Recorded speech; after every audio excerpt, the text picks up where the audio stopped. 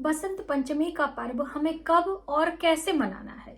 बसंत पंचमी के दिन हम क्या क्या चीजें कर सकते हैं, क्या नहीं करना चाहिए, और सबसे अहम बात कि कब मनाएं, 2 फरवरी को या फिर 3 फरवरी को। पूजा हमें कब करनी है, सुबह के समय या फिर संध्या के समय भी पूजा कर सकते हैं।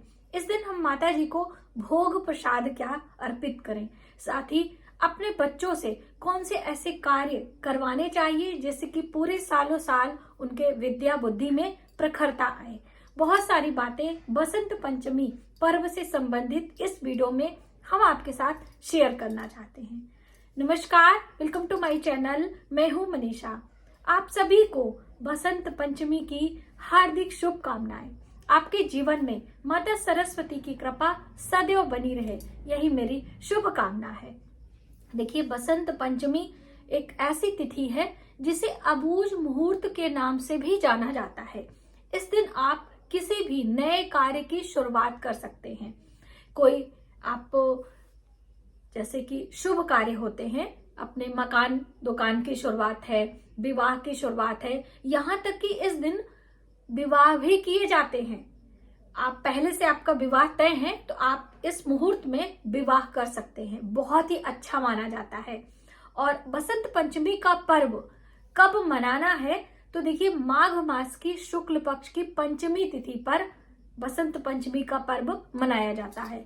इस बार वर्ष 2025 में थोड़ा सा कंफ्यूजन है, अलग अलग पंचांगों के अनुसार तिथियां निकल कर आई हैं। तो कुछ लोग 2 को मना रहे हैं, कुछ लोग 3 को मना रहे हैं। काशी पंचांग के अनुसार 3 फरवरी को उदया तिथि के अनुसार बसंत पंचमी का मान्य किया गया है, कुछ पंचांगों में 2 फरवरी का। तो देखिए, अब बिल्कुल कहना तो मुश्किल होगा कि कब आप मनाएं, लेकिन उदया तिथि पर मनाएं तो आपके लिए ज्यादा अच्छा होगा, यानी 3 फरवरी को। मान लीजिए आपके आस पड़ोस में आपके जो पुरोहित है, आपके जो एक प्रकार से मोहल्ले की हम बात करें, तो वहां पर अगर 2 को मना रहे हैं तो बिल्कुल आप 2 को भी पूजा उपासना करके 3 को सुबह सवेरे भी माता रानी को पीले पुष्प, पीले रंग के मिष्ठान आदि भेंट कर सकते हैं, कोई परेशानी नहीं। स्नान की हम बात करें तो 3 फरवरी को ही स्नान करना हमारे लिए ज्यादा शुभ होगा, क्योंकि सुबह सवेरे सूर्योदय के साथ हमें पंचमी तिथि मिल रही है। ठीक है, ये तो आपका क्लियर हो गया। अब हम पूजा कब करें, तो देखिए, पूजा आप 3 फरवरी को सुबह सवेरे भी कर सकते हैं। यदि 2 को कर रहे हैं तो संध्या के समय भी पूजा किया जा सकता है। बहुत सारे लोग पंचमी तिथि का व्रत करते हैं। यदि आप व्रत करना चाहते हैं तो करें, वरना बिना व्रत के भी आप सुबह सवेरे स्नान ध्यान करके माता रानी की पूजा उपासना करके भोग प्रसाद खाते हुए आप दिन भर सात्विक आहार ग्रहण करें। जैसे कि इस दिन पंचमी तिथि पर पीले रंग की प्रधानता होती है। रंगों की हम बात करें तो पीला रंग, इस दिन माता रानी को हम भोग मिष्ठान भी चढ़ाते हैं, स्वयं पीले रंग के वस्त्र पहनते हैं। पुष्पों की भी बात है तो पीले रंग के पुष्प, तो देखिए हमारे शास्त्रों में सरसों के पुष्प की बात आती है, यानी कि माता रानी को यदि हम सरसों के पुष्प भेंट करते हैं, या फिर हम बात करें शिवलिंग पर भी सरसों के पुष्प भेंट किए जाते हैं। तो आपको यदि सरसों के फूल मिल जाए, आप विलेज एरिया से हैं, तो अवश्य आप माता रानी को सरसों के पुष्पों की माला या सरसों के एक भी पुष्प आप भेंट कर सकते हैं। या गेंदे के पुष्प आप पीले रंग के बहुतायत मिलते हैं, आप उसे भी भेंट कर सकते हैं। दूसरी अहम बात, इस दिन सुबह सवेरे स्नान ध्यान करने के बाद पीले रंग के ही वस्त्र पहने, काले नीले रंगों के वस्त्र आप ना पहने। पीला रंग ज्ञान का रंग होता है ना, और हम जीवन में हर उम्र में पड़ाव में सीखते हैं। सीखने से ही हमारे ज्ञान में प्रखरता आती है, हमारी बुद्धि विवेक बढ़ती है। और हर उम्र में ऐसा नहीं कि विद्यार्थी ही पूजा करेंगे, सभी को पूजा उपासना करनी चाहिए। और जो बच्चे जैसे कि माता सरस्वती संगीत की देवी भी मानी जाती हैं, तो आप अपने वाद्य यंत्रों की भी पूजा करें, अपने पुस्तकों की भी पूजा करें। ऐसा नहीं कि सिर्फ देवी देवताओं की ही पूजा करेंगे। हम अपने जितनी भी पुस्तकें हैं उनकी साफ सफाई करके उनको अच्छे से अरेंज करें, उनमें हल्दी कुमकुम का तिलक लगाएं। जो लिखने वाली आपकी पुस्तकें हैं उनमें आप स्वस्तिक बनाएं, हल्दी पीले चावल। और धूप दीप दिखाकर माता सरस्वती की आराधना करें। इस दिन अपने घर में आप माता सरस्वती की प्रतिमा भी ला सकते हैं। जैसे कि बहुत सारे लोगों के पास माता सरस्वती की फोटो ही नहीं है, बच्चों के पढ़ाई वाले कमरे में या बच्चों के स्टडी टेबल पर एक छोटी सी प्रतिमा अवश्य होनी चाहिए, है ना। तो अब आप ला सकते हैं। अगर आपके पास फोटो है पहले से तो आप उसमें भी पूजा कर सकते हैं। जैसे कि बहुत सारी बहनों का प्रश्न था कि दीदी क्या हर साल हम प्रतिमा लेकर आए, ऐसा नहीं है। पहले से जो प्रतिमा है आप प्लीज आप उस पर पूजा करें। बहुत सारे लोगों के यहाँ जैसे कि आप कोचिंग करते हैं संगीत सिखाने का, तो आप अपने घर में जो नटराज की होती है, भगवान शिव का एक नृत्य करते हुए होता है उनका, तो उसकी भी पूजा की जाती है, ठीक है। तो आप उसकी भी पूजा कर सकते हैं। माता सरस्वती के मंदिर में भी जा सकते हैं। जैसे भी सुविधा हो, माँ सरस्वती की पूजा उपासना अवश्य करनी चाहिए। भोग मिष्ठान में केसर मिले पीले चावल, मीठे चावल का भोग लगता है। नमकीन का भोग माताओं को यानी देवियों को नहीं लगाया जाता है, इसलिए पीले मीठे चावल, पीले दूध से बनी मिठाइयां या पीले केसर डाल के हलवे का भी भोग आप लगा सकते हैं। केसर की खीर का भी भोग आप लगा सकते हैं, ठीक है। जो भी आपसे बन पड़े आप इतना करें। दूसरी अहम बात, कौन से मंत्रों का जप करें, ठीक है। तो आप मंत्रों में माता सरस्वती का मंत्र जप कर सकते हैं, या फिर माँ सरस्वती का एक बहुत ही अच्छा मंत्र होता है विद्यार्थियों के लिए, ओम ऐं शारदे नमः। माता शारदा का ही स्वरूप माता सरस्वती का ही माना जाता है, तो इसलिए ओम ऐं शारदे नमः, ऐं शब्द अवश्य लगाइएगा। ये मंत्र 108 बारी आपको जप करना है।